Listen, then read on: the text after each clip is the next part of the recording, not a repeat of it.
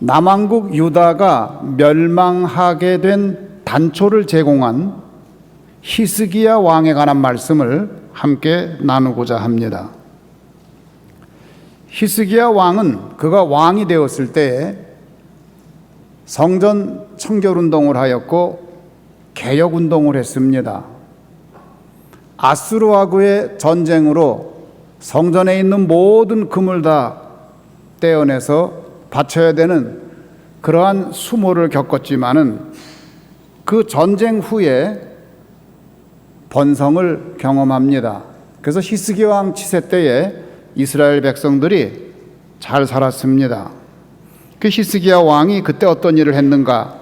역대하 32장 27절에서 30절까지 말씀 보면 히스기야의 부와 영광이 지극하였다라고 말합니다. 그때 어떤 일을 했느냐? 첫 번째, 은금과 보석과 향품과 방패와 온갖 보배로운 그릇을 위해서 창고를 세웠고, 두 번째, 곡식과 새 포도주와 기름의 산물을 위해서 창고를 세웠고, 세 번째, 온갖 짐승의 외양간을 세우고 양떼의 우리를 세우고 그를 위한 성읍을 따로 세웠고, 그리고 네 번째, 히스기야 터널을 만들었습니다. 우리가 지난번 성지순례 갔을 때에 그 히스기야 터널을 걸어갔던 체험을 한 거 기억날 거예요. 이번에 우리 원산도로 가는 그 터널을, 해저 터널을 뚫었다고 그러는데 새로운 공법을 했다고 그러죠. 양쪽에서 파들어가서 중간에서 만나는 공법인데 이게 뭐라고 그러던가요? TSN 공법이라고 그러던가? 하여튼 이게 최신 공법이래요. 그런데 히스기야 터널이 그렇게 했어요. 양쪽에서 파들어갔습니다. 양쪽에서 파들어가서 중간에서 만났어요. 만나가지고 너무 기뻐서 그때 터널을 팠던 그 터널 그 석수들이 그 만난 자리에다가 히브리어로 글을 썼어요. 우리가 여기서 만났다. 그런 내용을 글을 썼습니다. 너무 놀랍지요? 어떻게 그렇게 만났을까요? 그 시대에. 그래서 그 오스만 터키가 이스라엘을 지배할 때에 그 히스기야 터널을 발견한 후 그 부분을 떼어가지고 지금 터키 이스탄불 박물관에 보존되어 있습니다. 아수르의 공격을 받은 후에 터널을 파서 안으로, 성 안으로 물을 공급하는 채널을 만든 거예요. 그래서 이때에 히스기야가 흥왕했습니다. 그런데 히스기야 고민은 뭐죠? 북쪽에 있는 강대국이에요. 하나는 아수르, 하나는 바벨론. 이 두 강대국이 히스기야의 고민입니다. 이 강대국이 남왕국 유다를 쳐들어오는 거예요. 보통 어려움이 아닙니다. 남왕국 유다는 대적할 힘이 없어요. 그러한 때에 놀랍게도 남왕국 유다가 경제적으로도 융성한 것을 경험해요. 왜 그랬나요? 그때에 아수르가 자국 문제로 또 바벨론하고 갈등 때문에 다른 일에 신경을 쓰지 못했어요. 그래서 학자들은 어떻게 이것을 표현하느냐? 이스라엘이 역사에 보면은 가끔가다 잘 살 때가 있어요. 그것을 어떻게 표현하느냐? 이렇게 표현해요. Mice play when cats away. 쥐가 왕이다. 어디에? 고양이 없는 곳에. 고양이 없는 곳에 쥐가 왕이다. Mice play when cats away. 고양이가 자기 일에 바빠갖고 자기 일을 할 때는 여기선 쥐가 마음껏 놀 수 있다. 그런 뜻이에요. 그러니까 이스라엘이라는 나라는 쥐밖에 안 되는 거예요. 다른 큰 나라들이 고양이인데 그 고양이 앞에 쥐예요. 쥐는 뭐예요? 고양이의 먹이입니다. 언제든지 이 고양이들이 먹고 싶으면 먹고자 하는 곳이 이스라엘이다, 그 얘기예요. 그런데 히스기야 때에 잠시 융성했는데 아수르하고 전쟁이 끝난 후에 그 융성을 맛봅니다. 여러분, 우리나라도 그렇지 않아요? 중국이란 나라가 자기 일에 빠져 있을 때에, 일본도 전후에 자기 나라 복구하느라고 바쁠 때에 우리나라가 융성을 맛보았어요.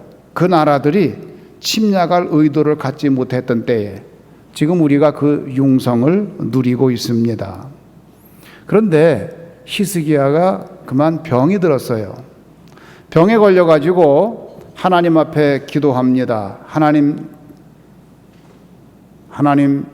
저를 불쌍히 여겨 주시옵소서. 기도할 때에 하나님께서 히스기야 왕에게 15년의 생명을 연장을 해줍니다. 그때 어떤 일이 일어났느냐? 열왕기 하 20장 12절은 이렇게 증거합니다.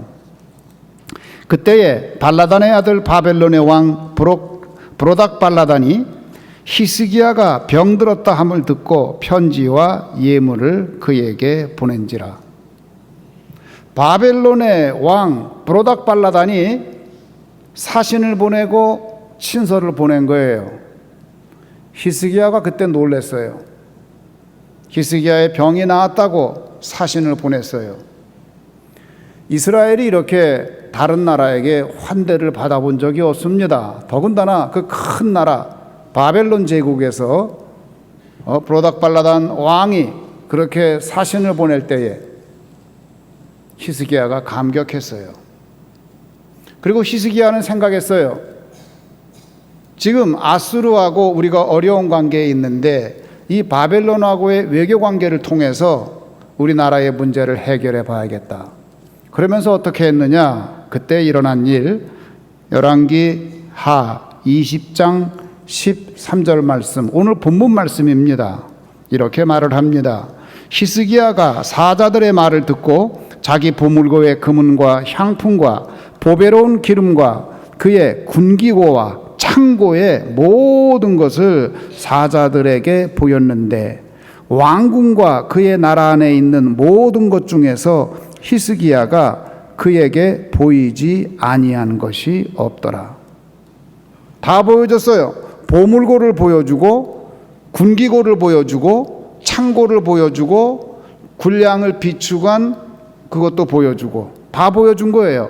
그래서 왕궁과 그의 나라에 있는 주요 시설들을 보여주지 않은 것이 아무것도 없더라.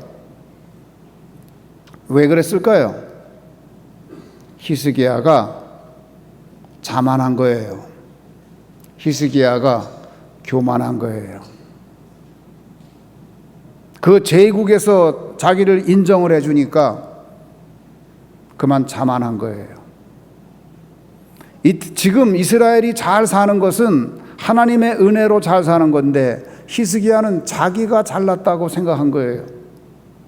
왜 보여줬을까요? 자, 나를 봐라. 내가 지금 해놓은 일을 봐라. 내가 이렇게 보물고도 만들었고 내가 이렇게 창고도 만들었고 내가 이렇게 식량고도 만들었고 내가 이렇게 군기고도 만들었는데 자, 너희가 다 이것을 봐라. 이것을 봐라.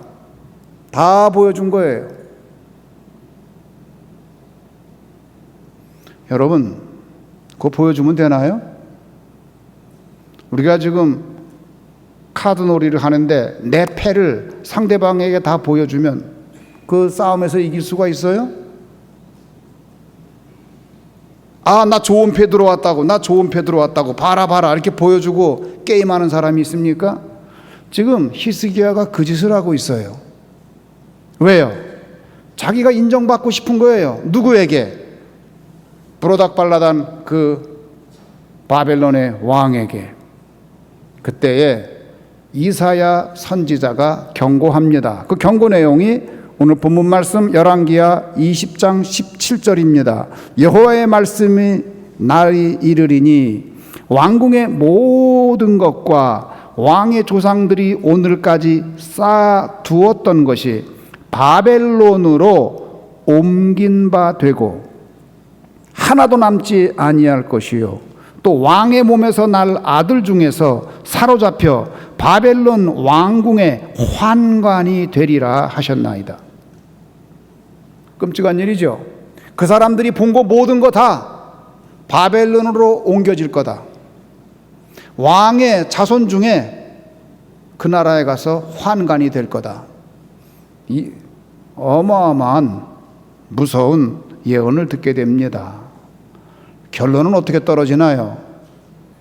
결국은 남왕국 유다가 바벨론에 의해서 멸망당합니다. 열왕기하 25장 7절은 이렇게 증거합니다. 그들이 시드기야의 아들들을 그의 눈앞에서 죽이고 시드기야의 두 눈을 빼고 노사슬로 그를 결박하여 바벨론으로 끌고 갔더라. 여기 시드기야는 남왕국 유다의 마지막 왕입니다. 바벨론 군사가 쳐들어와서 그 도망가는 왕을 잡아다가 예루살렘에서 저 사해 쪽으로 도망가는 것을 잡아다가 앞에 왕의 아들들을 놓고 그 왕이 보는 앞에서 그 아들들을 다 참혹하게 죽여버렸어요. 이게 왕에 대한 예우가 아닙니다. 그 다음에 너 볼 거 다 봤지 이제? 그리고 왕의 두 눈을 뽑아버렸어요. 그런 다음에 사슬로 묶어서 바벨론으로 끌고 갔습니다. 이렇게 해서 주전 586년에 남왕국 유다가 역사에서 사라지고 나라가 멸망합니다. 슬픈 일이지요. 이 단초가 어디에 있었느냐? 히스기야 왕에 있어요. 히스기야 왕은 아주 훌륭한 왕입니다. 이 사람은 성품도 괜찮고 개혁운동도 한 사람인데 그만 실수했어요. 무엇을? 보여주지 말 것을 다 보여준 겁니다. 여러분, 국가를 지키려면 첫째도 경계고 둘째도 경계고 셋째도 경계예요. 빗장을 풀고 나라를 다 보여주면 안 됩니다. 히스기야 왕이 교만할 때 문제가 생겼습니다. 어려울 때 그를 도와준 하나님을 잃어버리고 자기를 드러내고 자기를 보이려고 했어요. 바벨론 사신들이 왔을 때 히스기야 왕이 어떻게 했어야 될까요? 그런 거 보여주는 거 아니에요. 그런 거 보여주는 거 아니에요. 그걸 다 봤으니 그 나라 사신들이 이 나라 먹을 게 많구나. 이 나라 먹을 게 많구나. 조그만 나라인 줄 알았는데 먹을 게 많구나. 결심을 하고 먹지요. 그런데 왜 바벨론이라는 나라가 사신을 보내서까지 그렇게 했을까요? 이유는 간단해요. 이 나라가 대단한 나라이기 때문에 그런 게 아니에요. 외교적으로 볼 때에 지금 아수르라는 나라하고 전쟁 상태에 있는 바벨론 입장에서는 아수르하고 이 남왕국 유다하고 사이를 갈라놔야 되거든요. 뭐 도와주려고 온 거 아니에요. 나중에 그냥 먹어버렸잖아요. 남왕국 유다를.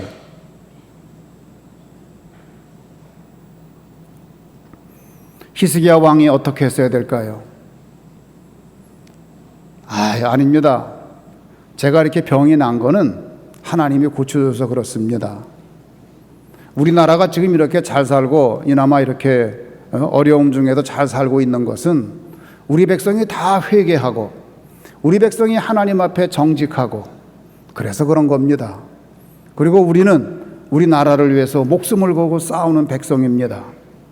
우리는 다 정직하고 우리는 다 회개했고 내가 왕이 돼서 정결운동을 하였고 종교개혁을 일으켰고 이 계획의 정신으로 끝까지 갈 때에 하나님께서 우리나라에게 독립을 주시고 하나님께서 우리나라에게 융성을 주시고 복을 주셨습니다.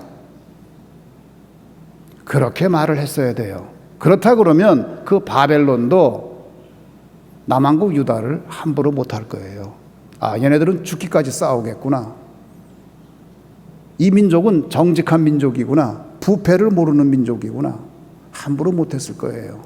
왜 보물고를 보여주고 왜 창고를 보여주고 왜 식량고를 보여주고 그걸 다 보여줘요.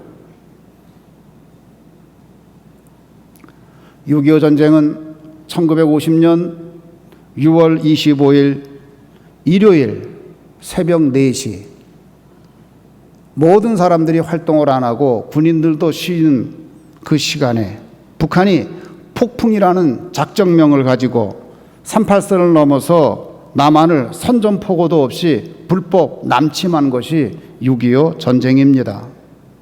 그런데 이 전쟁에 유엔군이 가담을 했고 이 전쟁에 중국 인민지원군이 참전을 하여서 국제적 대리전 양상을 띠게 된 전쟁이 바로 6.25 전쟁입니다. 대륙 세력과 해양 세력이 맞부딪힌 곳이 6.25 전쟁이에요. 이 6.25 전쟁은 세계사에 유례가 없는 긴 휴전으로 아직도 전쟁이 끝나지 않았습니다.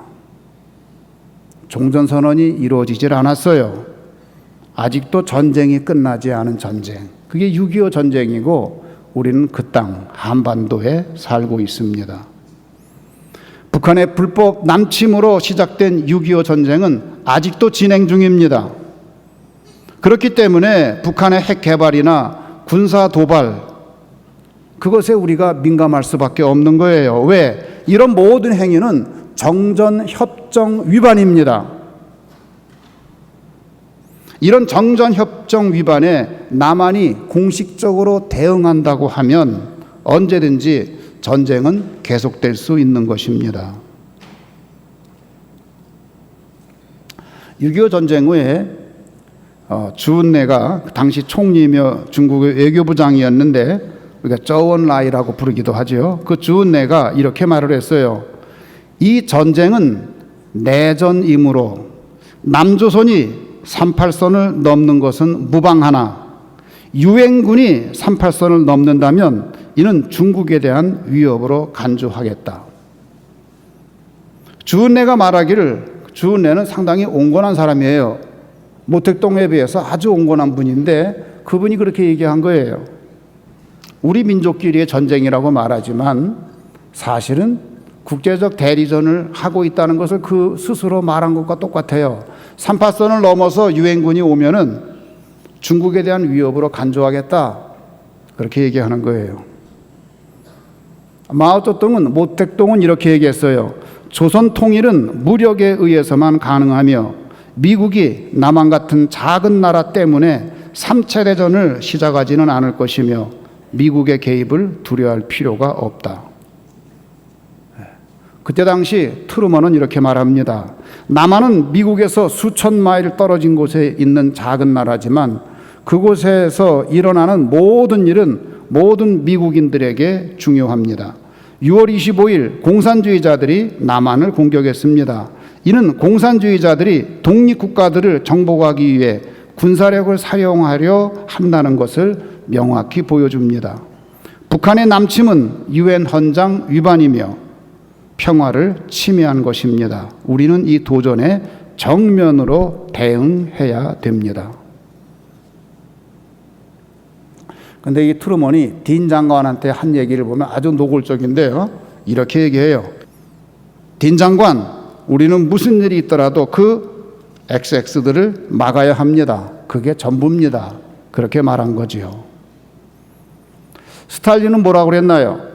국제정사의 변화에 따라 통일에 착수하자는 조선 사람들의 제청에 동의한다. 그러나 이는 중국과 조선이 공동으로 결정해야 할 문제이고 중국 동지들이 동의하지 않을 경우에는 다시 검토할 때까지 연기돼야 한다. 이렇게 말했거든요. 그래서 중국하고 북조선하고의 관계를 아주 밀착 관계로 봤어요. 당시 소련은 전쟁에 참여할 여력이 없었습니다. 왜요? 모든 2차 세계대전에 모든 기관 산업이 다 무너졌거든요. 그거 재건하기도 힘든데요. 그런데 이런 전쟁에서 살아남은 나라, 우리 같은 동족인데 이렇게 휴전선을 앞두고 있습니다.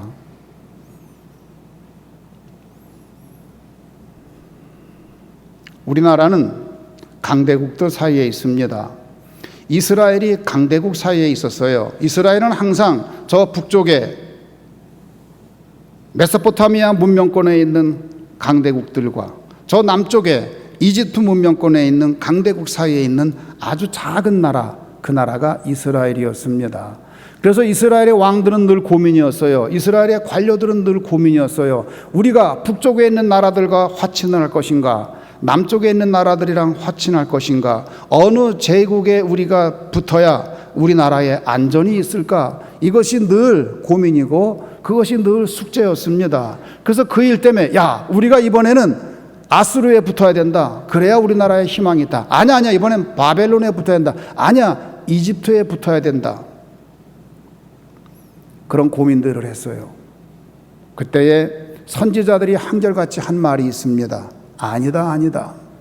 이스라엘의 미래는 북쪽에 있는 나라에 붙어서 되는 것도 아니고 남쪽에 있는 나라에 붙어서 되는 것도 아니다. 이스라엘의 미래는 너희가 회개할 때의 미래가 있다. 너희가 정결운동을 하고 개혁을 할 때의 미래가 있다. 그럴 때 하나님이 너희의 미래를 보장해 준다. 그것이 한결같은 선지자들의 외침이었습니다.